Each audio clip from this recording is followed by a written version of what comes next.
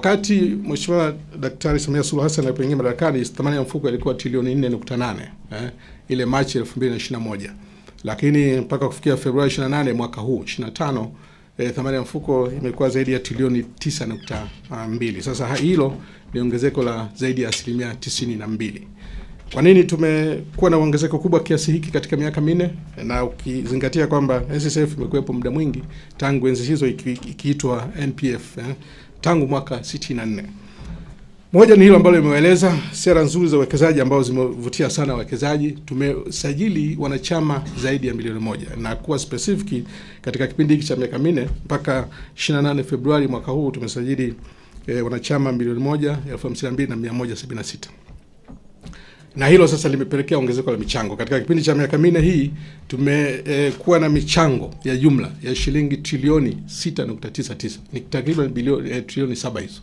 Sasa ukiangalia zile hesabu zetu za ukaguzi zilizokuwa audited na CAG, utaona hiki ninachosema na maana gani. Kwa sababu katika mwaka kwa mfano wa 21-22 tuliweza kukusanya makusanyo ya trilioni 1.4. Lakini mwaka uliofuata 22-23 tukakusanya trilioni 1.7. Mwaka wa 23-24 tumekusanya trilioni 1.9. Unaona jinsi ambavyo makusanyo yameongezeka, lakini hiyo inaendana sambamba na ongezeko la michango na wanachama mfuko. Lakini tunavyoongea sasa mpaka Februari matumizi ya TEHAMA yamefikia 87.5. Na tunataka mwishoni mwa mwaka huu tuwe tumefikia 100%. Zile huduma zote ambazo tumeziamaki ziwe automated, tutumie TEHAMA, basi tutatumia TEHAMA. Na katika kuboresha huduma, ukiacha matumizi ya TEHAMA ambayo yametusaidia moja kwa moja, lakini pia kuna swala zito hili la ulipaji wa mafao, shughuli yetu ya msingi. Kama unavyofahamu NSSF na mifuko ya pensheni, jukumu lake la msingi kwa ukiacha mengine haya ambayo tunazungumzia, mwisho wa siku ni kulipa haya mafao. Tumeweza sana kisheria, tunatakiwa kulipa mstaafu siku 60 baada ya kuwa ametoka kazini. Lakini sisi wenyewe ndani kwa kutoa kipaumbele katika jambo hili la huduma kwa mteja, kupitia ile Client Safe Charter tumeweka siku 30. Nimeangalia katika kumbukumbu zetu za mwaka huu wa fedha ambao ulianza Julai mwaka jana mpaka Februari mwaka huu 25. Tuna wastani wa siku 22 za kumlipa mteja pale ambapo anastaafu. Na kwa kweli lengo ni kwenda kwenye siku moja. Nataka mteja akistaafu leo basi kesho alipwe. Kwa hiyo pamoja na sheria kutaka tulipe ndani ya siku 60, lakini tumepunguza mpaka kufikia siku 22, na mwelekeo sasa ni kupunguza mpaka kufikia siku moja. Hayo tutafanya kwa sababu ni moja malengo yetu, na tunaweka mikakati ya kuhakikisha kwamba yote hayo yanatekelezeka.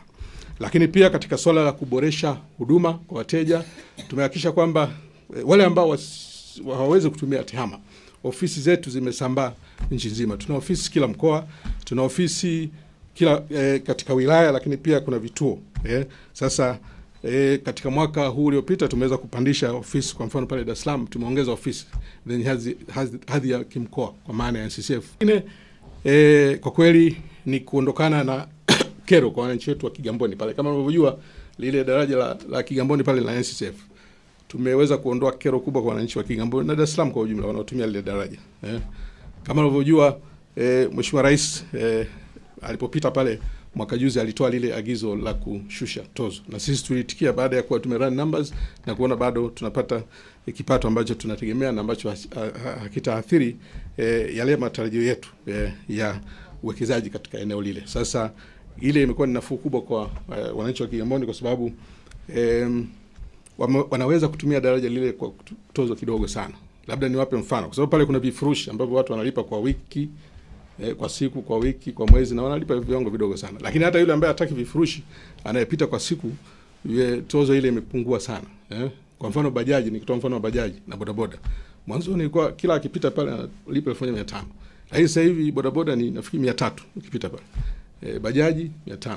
Kwa hiyo hiyo imeleta unafuu mkubwa, lakini advantage kubwa katika hiyo ni wale ambao wanaopti kutumia vifurushi kwa matumizi ya TEHAMA. Hiyo imewapunguzia sana gharama.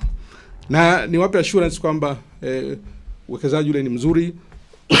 Samahani, makusanyo ya mapato pale yanaendelea vizuri.